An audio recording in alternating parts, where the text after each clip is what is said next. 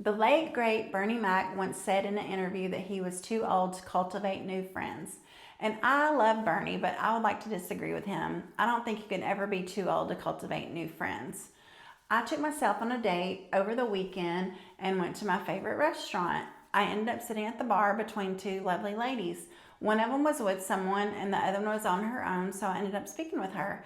I asked her what she had for dinner to strike up a conversation. She told me she had a hamburger, and I asked if that's what she always gets. No, she gets XYZ, blah, blah, blah.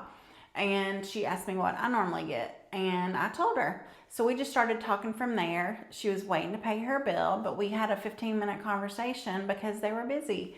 And she was lovely. She will go out on her own, take herself out on a date, even though she's married, because her husband doesn't like to go out as much as she does. And I thought that was lovely. And I told her I like to take myself out as well. And so after we were talking for a minute before she left, she said, well, my name's Sharon. If you're ever here and, maybe we can eat dinner together. And I said, that would be lovely. And I said, but I need to write your number down or I'll forget it. So I got out my phone to take her number down, and I think she thought that meant I wanted her number because she gave it to me. And I was like, okay, great. So I sent her my number, and she left. And another lady came and sat down, and her husband sat down behind her. And so I started talking to her. She was lovely. He was lovely. They were so funny, but he walked away to talk to someone else. And then she and I were talking. They've been married 50 years. They came from New Jersey. They moved to a small town in Georgia. And I was like, why in the heck would you move to this small town in Georgia? And she said that it was because of her husband's work. And once he retired, they moved up further, closer to where I am, because that's where their kids are. And so she was amazing. We both talked about our jobs and what we do, and her kids, her grandkids. I told her about my kids and my grandkids. It was lovely. And I told her about meeting Sharon, and that if she wanted to meet up with us sometimes too, she should do that. And I took a snapshot of me and her. Her name was Eleanor. Hey, Eleanor. And sent it to Sharon. Hey, Sharon. And Sharon loved it. She thought it was great and said, yes, Eleanor is welcome to come to our dinner anytime that we meet up. And so I said we could be the Longhorn ladies, and thought it was great. So my point of telling you all that is that you can speak anyone up. You can speak to, the person at the grocery store. I've literally helped people find stuff in my favorite grocery store. I mean, you can really talk to anyone. I talked to the man behind me the other day at the grocery store. His wife was out of town, and so he said he was making one of his favorite childhood meals and showed me a picture of it. Like, it was great. It's just these little human connections that I think we need. I think we need to work on that kind of stuff. I think, the more people we know, the bigger our group is, the happier we'll be in life. And we'll have someone to depend on, and they can depend on us. Now, I do want to kind of give you a cautionary tale about this. Those ladies were lovely, and I do hope to cultivate a friendship with them. But as of this moment, they're just my acquaintances. And until they can prove themselves in some way, they will remain an acquaintance. I mean, you can know someone for 40 years and they've never proven to be your friend. In my opinion, when that happens, you kind of give them a test, like share something in confidence and see if they go tell others. Tell something vulnerable about yourself and see if they laugh or make fun of you. If they ever ask you for money, no, they're not your friend. Like, that is a big hard no for me. Like, I've known friends for 40 years and they've never once asked me for money. I just don't do that.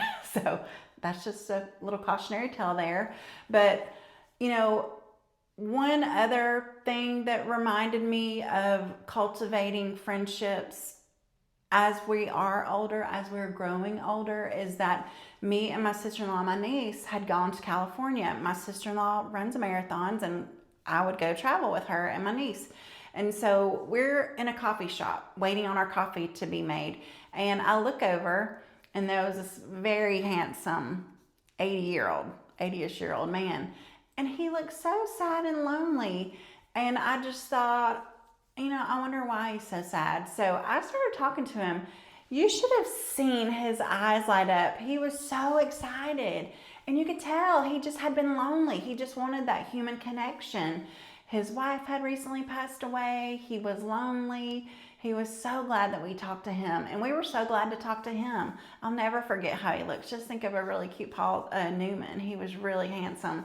And so, anyway, my point is wherever you go, if you want to cultivate friendships and acquaintanceships, you just have to talk to people. People like to talk about themselves. So, look at things they're wearing. If they have something striking, comment on it. If they have something you like, comment on it. If you notice a brand of clothing, comment on it.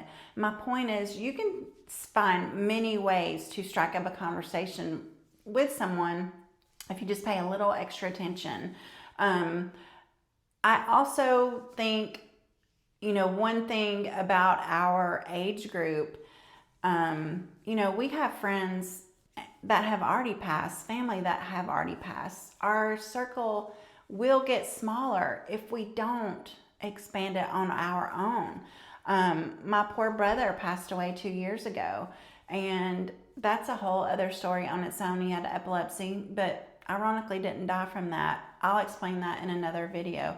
But, he had an acquaintance that he went to school with. I didn't know this guy well, but when I heard that he had passed away, it really broke my heart.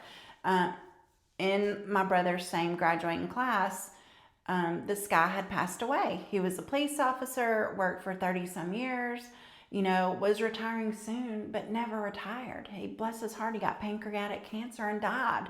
He never retired. I mean, that is so sad to me. It just breaks my heart.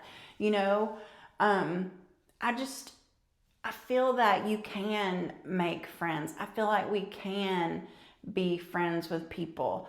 Again, let them prove to you that they're your friend. Let them remain an acquaintance until they prove they're your friend.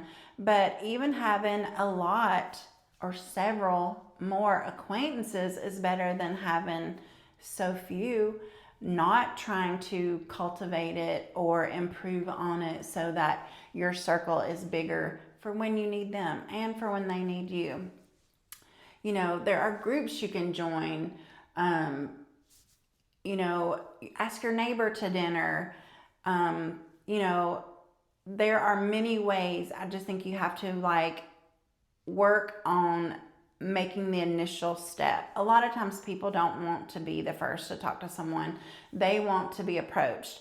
And I have learned this tool of speaking to people. I generally don't have a problem speaking to anyone. Now, of course, occasionally I'm intimidated by someone, but I find that if I do find something to say to them, they are very happy to open up and talk to me. So I just think, join groups, ask your neighbors, go to bingo. I love bingo, which reminds me of a joke you probably heard. How do you annoy 200 old people? Yell bingo. Anyway, I love it. And that's true. Although I was the one that was annoyed this time because I was 2 away from winning.